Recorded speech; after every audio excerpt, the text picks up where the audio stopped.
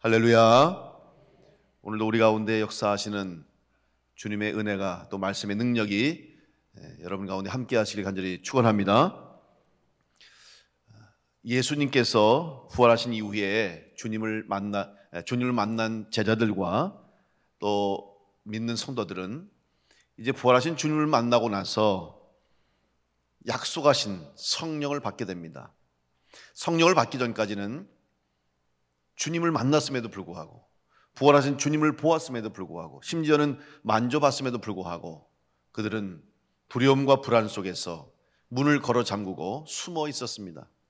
그런데 약속하신 성령을 받고 나서 그들은 변화되었습니다. 새 힘을 얻었고 또 담대함을 얻어서 이제 문을 열고 나가서 복음을 전하고 부활하신 주님을 증거하기 시작합니다. 사도들이 말씀을 전할 때 회개하는 역사가 일어났고, 사람들은 회개하고 세례를 받고 주님을 믿게 됐습니다. 그들은 모여서 기도하고 또 함께 주님을 생각하며 말씀을 나누게 되었고 교제하게 됐습니다. 교회가 시작되었습니다. 그리고 교회를 통해서 복음은 더 많은 사람들에게 더 멀리까지 전해지게 됐습니다. 이렇게 되자 주변 세상 사람들은 교회를 주목하기 시작합니다. 그리스도인들을 바라보기 시작합니다.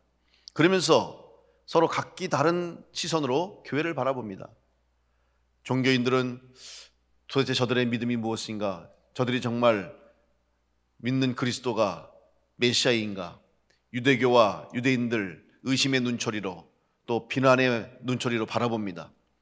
그리고 로마 제국과 로마 황제는 교회를 바라볼 때 늘 정치적인 목적을 가지고 언제든지 밀란이나 소요를 일으킬 수 있는 불안한 눈초리로 교회와 성도들을 바라봅니다. 그러다가 불안을 느끼자 핍박하기 시작했습니다.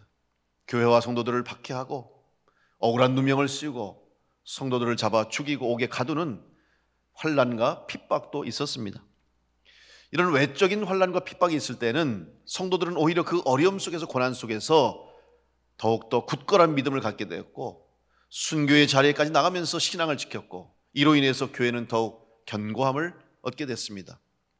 그리고 그 순교자들의 신앙이 오히려 후배와 후대들에게 더 고귀한 믿음을 갖게 하는 아름다운 전통이 되었고 또 아름다운 복음의 소식이 되었습니다. 이렇게 외적인 박해와 핍박은 교회가 지금까지 잘 이겨내고 또 견뎌냈습니다. 그런데 교회 내에서 일어나는 소리 없는 유혹이 있습니다. 미혹이 있습니다. 바로 복음을 왜곡하고 진리를 왜곡하는 이단의 사상과 또 성도들을 분열시키고 교회를 흔드는 악한 영들의 역사가 교회 안에 일어날 때 교회가 무너지기도 했고 또 많은 시험을 겪는 어려움을 경험했습니다. 오히려 외적인 박해와 핍박보다는 교회 내에서 일어났던 문제들, 또 교회 안에서 일어났던 성도들의 신앙과 영적인 문제를 가지고 교회가 어려움을 당할 때가 더 많았던 것입니다. 오늘 초대교회 당시에 대표적으로 교회 내의 영적인 혼란과 신앙의 분열을 가져온 대표적인 이단인 바로 영지주의라고 하는, 그 당시에 가장 교회를 위협했던 잘못된 이단 사상에 대해서 오늘 사도 요한이 성도와 교회들에게 주시는 말씀입니다. 영지주의라고 하는 것은 헬라어로 지식이라고 하는 이 그노시스라고 하는 이 단어를 통해서 만들어진 이름입니다. 왜냐하면 이 영지주의자들은 자기들만이 이런 비밀스러운 지식, 남들에게는 없는 신비하고 비밀스러운 지식을 가진 자들만이 구원을 얻는다고 하는 복음에 정반대되는 그러한 교리를 만들어서 사람들을 미혹했습니다. 사실 모든 사람들의 본능 속에는 특별 대우를 받길 원하는 게 있어요. 여러분이나 저나 어떻습니까? 다른 사람, 다른 누군가가 나를 특별하게 대우해 주길 원하죠. 그래서 어떤 사람들은 특별한 나를 특별하게 대우 안 해준다고 심지어는 마음이 상하기도 하고 화를 내기도 하죠. 그런데 사실 우리는 다 하나님 앞에서 특별한 사람인 줄로 믿습니다. 왜냐하면 세상에 단 하나밖에 없는 사람이에요. 여러분, 이 세상에 어느 누구도 여러분 같은 사람은 없어요. 있습니까? 제가 예전에 이천에서 부목사 할 때 그 이천에 양정 중고등학교에 있어요. 거기 이제 미션 스쿨인데 한 번은 교회에서 설교를 부탁해서 학교에서 각 주변의 목사님들이 교실에 가서 설교를 한 적이 있어요. 제가 중학교 여학생들 반에 들어가서 설교를 했어요. 그래서 여러분은 특별합니다. 세상에 어느 누구도 여러분과 같은 사람 없습니다. 여러분 다 존귀합니다. 귀합니다. 이런 설교를 하면서 여러분은 세상에 특별해요. 여러분과 똑같은 사람 없어요. 그랬더니 어떤 애들이 막 웃어요. 그랬더니 왜 웃냐 했더니 우리 반은 똑같은 애 있어요. 그러는 거예요. 쌍둥이가 있더라고 거기 하필. 그래서 그랬어요. 쌍둥이더라도 다릅니다. 똑같지가 않아요. 여러분 쌍둥이 아무리 닮았어도 똑같지는 않습니다. 그죠? 쌍둥이 잘 보세요. 달라요. 모든 사람은 다 하나님 앞에 특별한데 이것을 인간의 교묘한 심리를 이용해서 이 잘못된 이단을 설파한 거죠. 비밀스러운 지식을 가지면 당신만은 구원받을 수 있다고 하는 이기적인 인간의 심리, 이것을 이용한 것입니다. 뿐만 아니라 그 당시에 이제 유행했던 헬라 철학과 또 주변의 애굽, 인도, 페르시아의 이원론적 우주론을 유대교 사상과 접목시키면서 혼합주의 철학 체계를 가지고 이 논리를 만들어낸 겁니다. 사실은 그래서 서로 다 여기저기 자기들 마음에 맞는 걸 가지고 만들어낸 교리라고 할 수 있죠. 특별히 이 영지주의의 특징은 뭐냐면 이원론적인 이분법을 가지고 영은 선하고 악은 악하다는 겁니다. 그래서 영적인 것은 거룩하고 선하다. 그러나 반대로 육적인 것은 악하기 때문에 무슨 문제가 생기냐면 이 세상에 존재하는 육체적인 물질 모든 것들은 다 악하다. 따라서 이 세상을 만드신 하나님조차도 온전한 하나님으로 보지 않는 거예요. 왜냐하면 악이 있는 이 악한 세상을 어떻게 선한 창조주가 만들어낼 수 있냐. 그러니까 그 창조주도 진정한 하나님이 아니라 열등적인 존재이고 죄가 있는 그런 문제가 완벽하지 않다는 것이죠. 그러면서 구약을 배격하고 구약의 전통을 끊어버리고 동시에 예수님에 대해서도 인정하지 않습니다. 그래서 무슨 논리를 만들어냈냐면 가현설을 주장하는 거죠. 가현설이 뭐냐? 예수님이 이 땅에 오셔서 활동을 하셨지만 실제로 예수님은 인간이 아니라는 거예요. 우리의 눈에는 사람처럼 보여졌지만 잠시 나타나는 가현, 임시로 우리에게 보여주셨던 존재지 예수님이 우리처럼 육신의 몸을 입고 이 땅에 태어나셔서 우리의 죄를 대신하시기 위해서 오신 사람이 아니라고 하는, 여러분 그럴듯하지 않습니까? 참 논리를 가지고 보면 참 그럴듯해요. 솔깃할 수 있어요. 그런 가현적인 존재이기 때문에 예수의 인성과 또 더군다나 성육신하신 예수님을 부정하기 때문에 예수의 신성까지도 부정하는 반복음적이고 비기독교적인 그런 논리를 내세워서 사람들을 미혹했다는 사실입니다. 이것이 사실 초대교회 2세기, 3세기에 많이 퍼져서 많은 교회들이 어려움을 겪었습니다. 이러한 영적 위기 가운데 있는 교회와 성도들에게 올바른 바른 신앙과 또 믿음의 기준을 세우기 위해서 사도 요한이 교회와 성도들에게 보낸 편지입니다. 형식은 서신이지만 오늘날 편지로서의 기능이 아니라 그 당시에는 성도들에게 편지를 통해서 서신을 통해서 말씀을 전하고 또 때로는 권면하고 책망하고 교회를 돌보는 그런 주된 기능이 바로 이 서신에 있었다는 겁니다. 이것은 단순히 초대 기독교의 역사의 한 단면을 보여주는 과거의 이야기로 끝나는 것이 아니라 지금도 오늘 우리 교회와 우리 성도들의 삶, 영적 생활, 신앙생활 가운데 유혹하고 미혹하는 악한 영들과 또한 이단의 유혹들을 이겨낼 수 있는 좋은 기준이 되고 또 좋은 가르침이 된다는 사실을 잊어서는 안 됩니다. 사도 요한은 그리스도인으로서 신앙적인 시험과 유혹에 흔들리지 말고 이겨내기 위해서 오늘 이 요한 1서에서 성도의 사귐을 이야기하고 있습니다. 다시 말하면 성도는 교제해야 되는데 성도의 교제가 신앙생활, 영적생활, 교회생활에 아주 중요하다는 것을 강조하는 것입니다. 우리는 그래서 사도신경, 여러분 사도신경도 사실은 그 초대교회의 성도들이 말씀의 기준, 영적 생활의 기준을 잡지 못하고 흔들리니까 그런 기준을 잡아주기 위해서 가르쳐주고 또 고백하게 한 것이 바로 신앙 고백입니다. 여러분 신앙 고백 우리도 사도신경 했습니다마는 그 내용 중에 보면 이런 고백이 있죠. 성도가 서로 교통하는 것을 믿는다는 고백이 있어요. 여기서 성도가 서로 교통한다는 것이 뭐냐? 바로 교제를 의미하는 거예요. 근데 이 교제는 어떤 교제이냐? 고린도전서 1장 9절로 10절에 보면 사도 바울은 말합니다. 너희를 불러 그의 아들 예수 그리스도 우리 주와 더불어 교제하게 하시는 하나님은 미쁘시도다. 형제들아, 내가 우리 주 예수 그리스도 이름으로 너희를 권하노니 모두가 같은 말을 하고 너희 가운데 분쟁이 없이 같은 마음과 같은 뜻으로 온전히 합하라. 이렇게 권면합니다. 다시 말하면 교회가 흔들림이 없이 성도가 하나가 되고 한 마음이 되고 교회가 흔들리지 않고 굳건히 서서 주님의 사명 감당할 수 있기 위해서는 성도의 교제가 있어야 된다.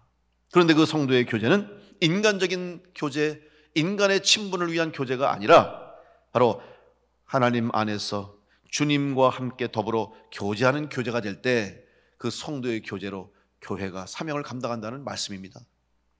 오늘 우리 가운데, 우리 교회 가운데 또 성도 여러분 가운데 주님과 함께하는 교제가 있기를 간절히 축복합니다. 우리는 만나도 주님 안에서 만나야 됩니다. 그리고 우리의 만남은 반드시 예수 그리스도와 함께하는 만남이요, 성도의 교제는 주님과 함께하는 교제예요. 여러분, 목사인 제가 여러분을 만날 때가 많잖아요. 뭐 신방으로도 만나고 개인적으로도 만나고 여러 가지 일을 만날 때 무엇이 여러분과 저를 만나게 해줍니까? 바로 예수 그리스도가 여러분과 저를 만나게 해주는 거예요. 예수님 때문에 만나는 거죠. 예수님 없이는 우리의 만남이 이어질 수가 없고, 예수님 없는 만남은 불완전한 만남이요, 오히려 신앙생활에 방해가 될 수 있어요.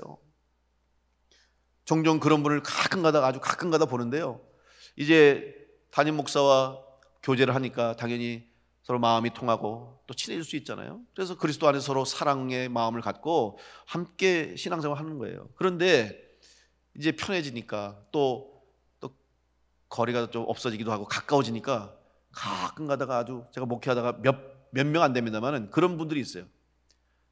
사석에서 만나서 식사하면서 얘기하면서 그러는 거예요. 친해지니까 하는 소리가, 아휴, 인간적으로는 내가 동생 같아서 얘기한다고. 인간적으로는 뭐, 여러분 왜 인간적으로 만납니까? 형 동생하려고 만나는 게 아니잖아요. 우리의 만남은 인간적인 만남이 아니에요. 우리 성도와의 만남, 여러분과 우리의 모든 만남은 바로 주님 안에서 만나는 영적인 만남이고, 그리스도와 함께 만나는 신앙적 만남이고, 주님 앞에 가는 그 순간까지 우리는 다 주님과 함께하는 교제가 있어야 할 줄로 믿습니다. 인간적인 만남이 되면 잠깐은 좋을 수 있어요. 잠깐은 유익할 수 있어요. 여러분, 끝이 좋지 않습니다. 반드시 문제가 생길 수 있어요. 여러분 교제할 때도, 성도 간의 교제도 특히 주의하십시오. 가까워질 수도 있고 더욱 남들보다 더 친한 관계가 생길 수도 있는데, 그래도 반드시 신앙 안에서, 교회 안에서, 믿음 안에서 만나는 교제가 있기를 간절히 축복합니다. 그것이 오히려 서로에게 유익이 되고 복이 되는 것이지 인간적으로 가까워진다고 해서 좋은 게 아니에요. 여러분, 반드시 오늘 우리의 만남은 주님 안에서의 만남이요, 우리의 교제와 우리의 사귐은 예수 그리스도의 은혜 가운데 이루어진 만남인 줄로 믿습니다. 그래서 사도 바울은 그렇게 성도의 교제를 정의하고 있는 겁니다. 이제 오늘 사도 요한의 가르침 속에서 그러면 우리의 교제가 또한 성도의 개인적인 성도 간의 교제뿐만 아니라 신앙적으로 성도가 해야 할 교제가 무엇인가, 성도의 사귐이 무엇인가를 오늘 한번 생각해보고 은혜를 나누려고 합니다. 첫째로, 성도는 말씀과 교제함으로 성도의 사귐을 이루어가야 됩니다. 사도 요한은 먼저 하나님 말씀에 대한 신앙 고백을 시작하고 있습니다. 오늘 1절 말씀 보면, 태초부터 있는 생명의 말씀에 관하여는 우리가 들은 바요, 눈으로 본 바요, 자세히 보고 우리의 손으로 만진 바라. 사도 요한은 오늘 말씀을 뭐라고 고백하냐면 생명의 말씀이다, 이렇게 고백하고 있어요. 왜냐하면 이 생명의 말씀은 바로 하나님께서 생명의 주관자 되심을 선언하는 것입니다. 하나님이 주신 말씀 속에는 우리를 살리는 말씀이요, 우리에게 새 생명을 주는 말씀인 줄로 믿습니다. 따라서 여러분, 하나님 말씀을 믿는 자는 새 생명을 얻은 거예요. 이게 생명의 주관자가 하나님이시기 때문에, 생사화복의 주관자가 하나님께 달렸어요. 우리가 아무리 살고자 하고 또 내가 아무리 내 마음대로 내 인생을 주관하려고 해도 세상의 모든 우리의 삶의 주인은 하나님이시라는 고백을 하는 것입니다. 또한 예수님께서 이 땅에 오셔서 말씀이 육신이 되어 오심으로 예수 그리스도를 통해서 새 생명의 역사가 시작된 것처럼, 이 생명의 말씀을 듣는 자는 누구든지 죽음에서 생명으로 옮겨지는 은혜를 얻게 된 것처럼 바로 하나님 말씀은 생명의 능력을 나타내는 말씀인 줄로 믿습니다. 사도 요한은 요한복음 1장 14절에서 말씀이 육신이 되어 우리 가운데 거하심에 우리가 그의 영광을 보니 아버지의 독생자의 영광이요 은혜와 진리가 충만하더라 이렇게 고백합니다. 오늘 말씀이 육신 가운데 육신이 되어서 이 땅에 오신 예수님을 통해서 우리 모두에게 주신 새 생명의 은혜를 누리며 살아가는 믿음의 성도들, 복된 성도들 되시길 간절히 축원합니다. 말씀과 교제하는 것은 말씀을 통한 신앙의 체험과 확신이 있어야 한다는 것을 의미합니다. 신앙적 체험과 확신은 능력을 체험할 때 경험할 수 있습니다. 이 능력은 무엇입니까? 말씀을 단순히 지식적으로만 알아서 안 됩니다. 머리로만 아는 말씀은 능력을 나타내지 못합니다. 말씀의 능력은 바로 하나님의 말씀이 우리의 삶 가운데 어떻게 일어나고 있는지를 경험할 때 우리는 확신하게 되죠. 그런데 우리가 오해하지 말아야 할 것이 있습니다. 눈으로 보여지는 증거나 기사나 이적이 전부가 아니라는 사실이에요. 사람들은 사실 눈에 보이는 것에 미혹해요. 왜? 눈앞에 나타나니까 믿게 되는 것이죠. 또 눈에서 직접 경험하니까 사람들은 믿을 수밖에 없습니다. 그런데 성경에서 보면 예수님께서 우리에게 주는 경고하신 말씀이 있습니다. 마태복음 7장 21절에 주님이 하신 말씀입니다. 나더러 주여 주여 하는 자마다 다 천국에 들어갈 것이 아니요 다만 하늘에 계신 내 아버지의 뜻대로 행하는 자라야 들어가리라. 그날에 많은 사람이 나더러 이르되 주여 주여 우리가 주의 이름으로 선지자 노릇하며 주의 이름으로 귀신을 쫓아내며 주의 이름으로 많은 권능을 행하지 아니하였나이까 하리니 그때 내가 그들에게 밝히 말하되 내가 너희를 도무지 알지 못하니 불법을 행하는 자들아 내게서 떠나가라 하리라. 그럼 무슨 말씀입니까? 지금 예수님께 나와서 하는 말이 주님 제가 주님의 이름으로 귀신도 쫓아냈습니다. 주님의 이름으로 병든 자도 고쳤습니다. 많은 이적과 이사를 행했습니다. 주님이 기뻐하실 줄 알았는데 웬일입니까? 주님이 하시는 말씀이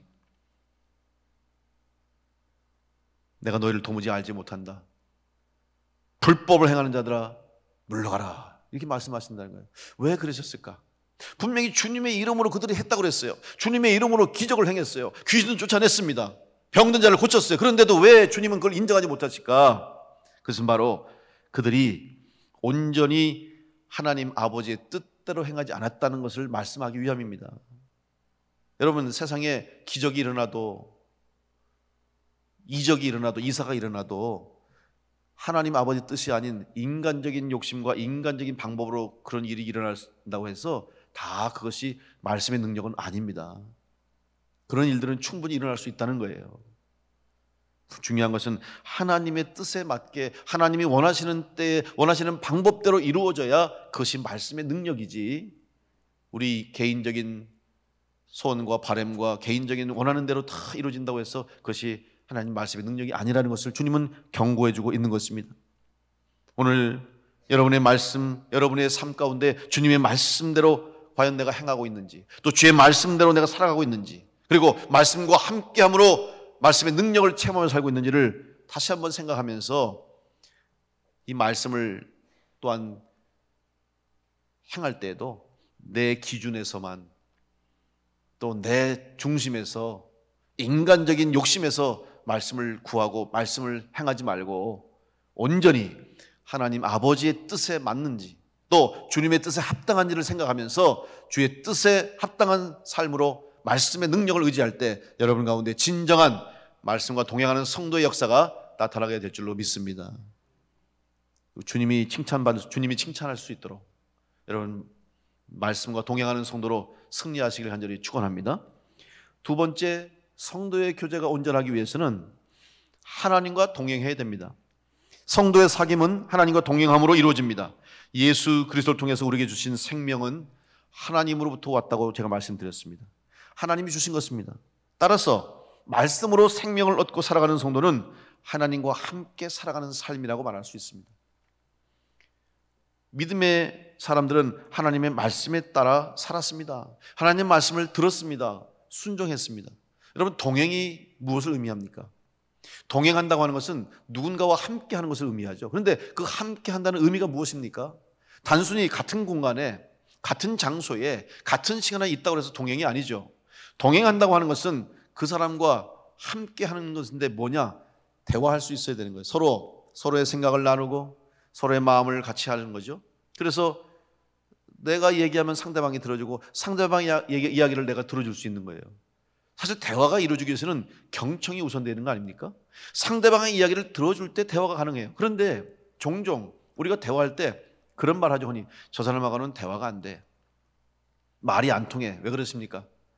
그 사람은 남의 말을 안 들으려고 그래요. 자기 말만 하는 사람이 있어요. 남들이 뭐라고 하든 남들이 이런저런 권면을 하고 얘기를 해도 귀를 막아요. 눈을 감아요. 그리고 자기 얘기만 하는 사람이 있어요. 그건 대화가 아니죠. 그 사람과 같이 있어도, 그 사람과 대화하려고 해도 그건 대화가 아니에요. 자기 얘기만 해요. 그런 사람은 남들이 다 떠나요. 왜? 함께할 의미가 없잖아요. 내 이야기를 들어주지 않고 서로 의논하지 않고 서로 마음을 합하지 않는데 무슨 동행이 되고 대화가 되겠습니까? 마찬가지 아닙니까? 우리가 하나님과 동행한다고 할 때는 하나님 말씀에 귀를 기울이고 하나님 말씀을 받고 또 나에 있는 모든 내 마음속에 있는 생각과 내 뜻과 내가 가지고 있는 모든 것들을 주님 앞에 내어놓을 때, 쏟아놓을 때 하나님이 들으시고 때로는 고쳐주시고 바로잡아 주시고 인정해 주심으로 우리가 하나님과 동행할 수 있고 말씀에 순종할 수 있는 거예요. 말로는 하나님의 말씀대로 산다고 하면서 입으로는 하나님 말씀에 순종한다고 하면서 하나님 말씀과는 동떨어진 하나님 말씀과 상관없는 삶을 산다고 한다면 우리는 하나님과 동행하는 사람이 아닙니다. 그런 의미에서 여러분은 정말 하나님과 동행하고 있는지를 한번 여러분 스스로에게 묻고 답하시길 바랍니다. 나는 정말 하나님과 동행하고 있는가? 주님이 나를 바라보시면서 함께 가고 있다고 인정할 수 있는가? 여러분 생각해 보시기 바랍니다.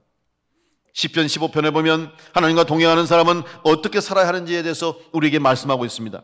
시편 15편 1절로 4절에 여호와여 주의 장막에 머무를 자 누구오며 주의 성산에 사는 자 누구오니까 정직하게 행하며 공의를 실천하며 그의 마음에 진실을 말하며 그의 혀로 남을 허물하지 아니하고 그의 이웃에게 악을 행하지 아니하며 그의 이웃을 비방하지 아니하며 그의 눈은 망령된 자를 멸시하며 여호와를 두려워하는 자들을 존대하며 그의 마음에 서원한 것은 해로울지라도 변하지 아니하며.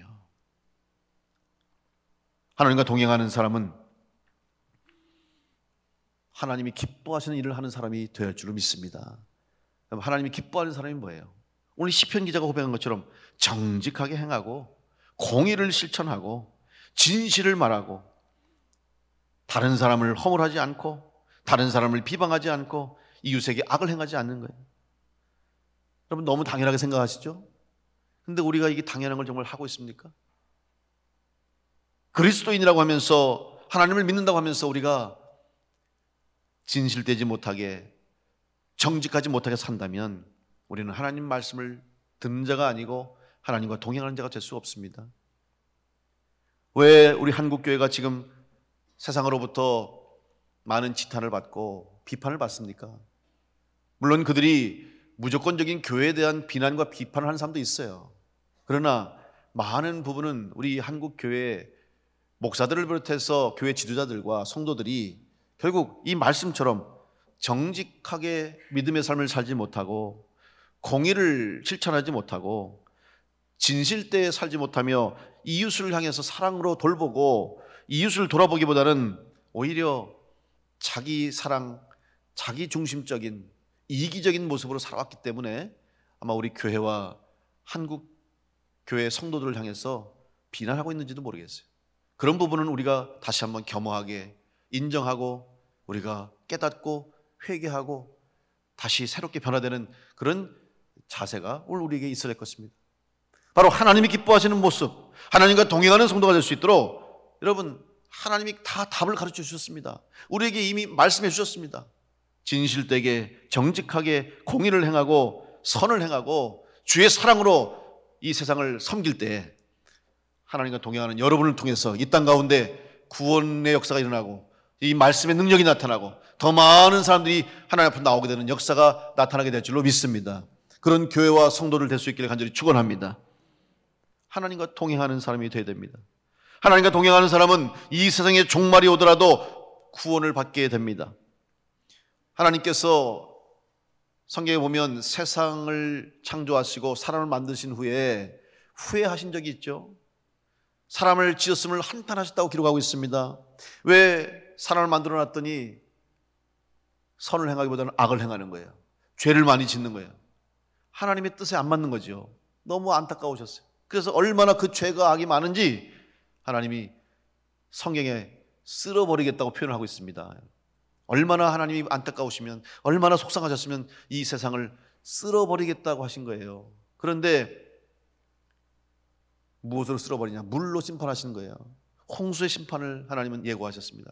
그리고 온 세상을 다 물로 다 깨끗게 하시고 다시 새 역사, 새 땅에서 새 생명을 통해서 새 일을 이루시기 위해서 선택한 인물이 있죠. 바로 노아입니다. 노아와 그의 가족을 통해서 하나님이 다시 새하늘과 새 땅의 역사를 시작하게 하셨는데, 그러면 왜 노아일까? 도대체 노아를 택한 이유가 무엇일까를 한번 생각해 보아야 됩니다. 창세기 6장 8절로 9절 말씀 보면, 그러나 노아는 여호와께 은혜를 입었더라. 노아는 의인이요 당대의 완전한 자라. 그는 하나님과 동행하였다고 말씀하고 있어요. 결국 노아가 이 새로운 땅에 새 역사를 시작하는 인물로, 사람으로 선택될 수 있던 이유는 하나님과 동행하는 자가 되기 때문인 줄 믿습니다. 그런데 하나님과 동행하는 거 노아가 다 이룬 게 아니에요. 뭐라고 말씀하십니까? 노아는 여호와께 은혜를 입었더라. 여러분, 은혜를 받았기 때문에 가능한 줄로 믿습니다. 우리가 아무리 정직을 행하고 공의를 행하고 진실되게 또 선을 베푸고 산다고 할지라도 우리는 죄인입니다. 부족합니다. 불완전합니다. 따라서 주님의 은혜를 받고 하나님의 은혜를 덧입어야 이 세상 가운데 하나님과 동행하며 말씀의 능력을 나타내는 성도가 될 줄로 믿습니다. 여호와께서 노아에게 은혜를 주신 거예요. 은혜를 받으니까 그 은혜를 기억하고 은혜 가운데 살다 보니 하나님이 인정해 주시고 완전한 자라 칭해 주시고 하나님과 동행하는 복을 얻게 된 줄로 믿습니다. 따라서 여러분이 하나님과 동행하는 은혜를 입은 자로 살아가기 위해서는 하나님의 은혜를 입고 사는 성도 되시길 간절히 축복합니다. 은혜를 경험하고 은혜 가운데 살고 하나님의 은혜를 사모하는 자가 되면 하나님과 동행하는 복을 얻게 되는 거예요. 이것이 바로 예수님께서 우리에게 알려주신 축복이에요. 다른 게 축복이 아니에요. 하나님과 동행할 수 있도록 다시 한번 여러분 말씀에 의지해서 하나님의 뜻대로 하나님 말씀에 순종함으로 하나님 마음에 합한 자가 되어서 하나님과 동행하는 성도로 승리하시길 간절히 축원합니다. 세 번째로 우리의 교제가 온전한 교제가 되기 위해서는 예수 그리스도께서 주시는 은혜를 누려야 합니다. 성도의 사귐은 은혜 가운데 이루어진다고 말씀드렸습니다.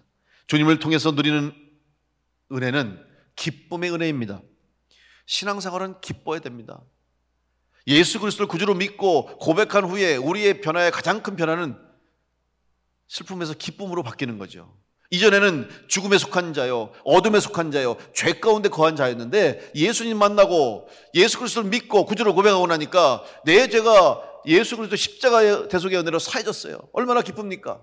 그리고 죽음으로 끝날 수밖에 없는 우리가 예수님의 대속의 은혜로 영원한 생명을 얻었고 천국 갈 수 있고 부활의 소망을 갖게 됐던 거 생각만 해도 얼마나 기쁩니까? 그러니까 기뻐할 수밖에 없는 거예요. 이 기쁨은 잠시 잠깐 주어지는 것이 아니라 영원한 기쁨이 되는 것이죠. 따라서 성도들은 항상 기뻐하는 거예요. 사도 바울이 왜 항상 기뻐하라, 쉬지 말고 기도하라, 범사에 감사라고 말씀했습니까? 구원의 복음은 진리는 변하지 않기 때문에 매일매일 기쁜 거예요. 여러분 매일 아침 눈 뜰 때마다 오늘도 나에게 구원의 은혜를 주시니 감사합니다. 오늘도 나에게 생명의 은혜를 주시고 오늘도 구원의 은혜를 변치 않으시고 주시니 감사합니다. 그날도 기쁘게 살아가는 거예요. 오늘도 내일도 하루하루 순간순간 여러분 이 기쁨이 끊임없는 기쁨이 되어야 할 줄로 믿습니다. 그것이 바로 복음입니다.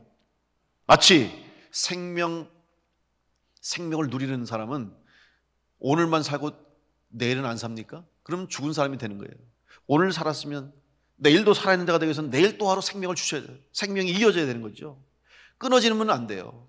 끊어지는 순간, 단절되는 순간 죽음이잖아요. 마찬가지 영적 생활도 기쁨은 항상 기쁨이 넘쳐야 돼요. 마치 샘물이 솟아나듯이. 여러분, 샘이 솟아나면 많든 적든 간에 샘물은 계속 솟아나면 반드시 차게 되고 넘치고 흘러가게 돼 있어요. 기쁨도 마찬가지. 한순간의 기쁨은 아닙니다. 세상의 기쁨과 세상의 즐거움과 세상의 쾌락은 잠깐이지만 하나님 주시는 기쁨, 주님께서 우리에게 주시는 영원한 생명의 기쁨은 일생토록 영원토록 우리와 함께한 줄 믿고 여러분들 삶에 기쁨이 넘치는 성도들 될 수 있기를 간절히 축복합니다. 사도 요한은 오늘 우리들을 향해서 그리스도와 온전한 사귐을 통해서 주님이 주시는 은혜를 누림으로 기쁨을 회복하라고 말씀합니다. 4절 말씀에 우리가 이것을 쓰면 우리의 기쁨이 충만하게 하려 함이라. 여러분, 기쁨은 넘치는 거예요. 그리고 기쁨은 의식하는 게 아니잖아요. 어떤 기쁜 일이 생기면 여러분 어때요? 나도 모르는 사이에 기분이 좋아지고 얼굴에 표정이 드러나잖아요. 기쁜 일이 있다는 걸 드러나요. 일부러 그러는 게 아니에요. 자연스럽게 드러날 수밖에 없어요. 마찬가지예요. 우리 가운데 주님이 주신 구원의 기쁨과 감격이 있고 이 생명의 능력을 가지고 또 복음의 능력을 가지고 살아가는 성도는 자연스럽게 기쁨이 넘칠 수밖에 없는 거예요. 그런데 언제부턴가 기쁨이 사라지고 언제부턴가 얼굴에 근심과 걱정과 또 삶 가운데 감사보다는 불만족과 불평이 가득 차 있다면 지금 내 신앙생활, 내 영적 생활에 문제가 있다는 것을 여러분은 다시 한번 깨닫고 이 기쁨이 회복될 수 있기를 간절히 축복합니다.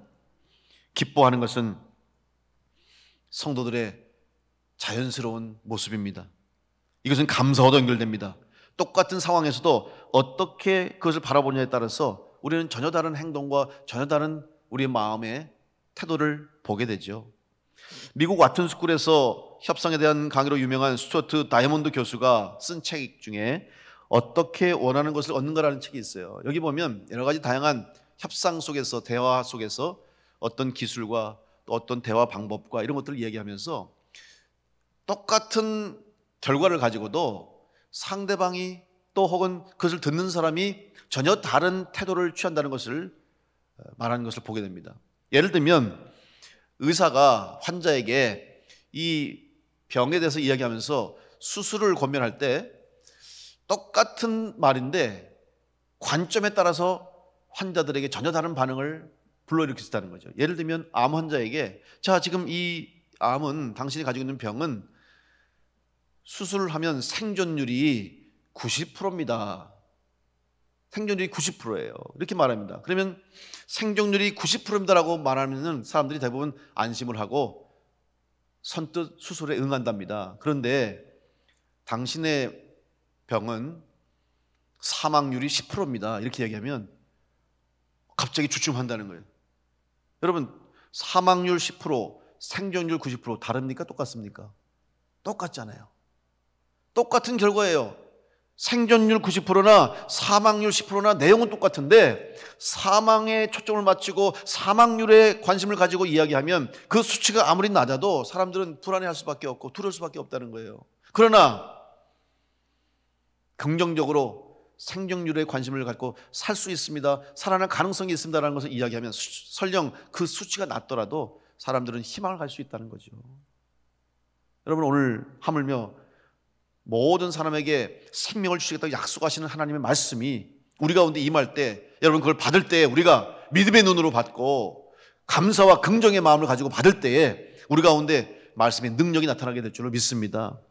그런데 부정적인 시선을 가지고 불만족의 마음을 가지고 그 말씀을 받을 때는 아무리 능력이 말씀이라 할지라도 전혀 우리 가운데 변화가 일어나지 않는다는 사실을 기억하시고 오늘 다시 한번 여러분 삶 가운데 예수 그리스도를 통해 주시는 은혜가 우리 가운데 충만함을 믿으시고 이미 내가 받은 은혜, 이미 나에게 주신 하나님의 사랑, 축복이 있음을 믿고 여러분 감사하는 마음으로 매일매일 새로운 마음으로 감사와 감격 속에 살아갈 수 있기를 간절히 축복합니다. 성도로서 온전한 믿음을 살아갈 수 있도록 여러분 생명의 말씀과 말씀의 능력을 경험하는 성도들 되시기를 바랍니다. 오늘도 우리에게 말씀하시는 하나님, 생명의 근원이 되시는 하나님과 동행하는 성도들이 되어서 마지막까지 끝까지 승리할 수 있기를 바랍니다.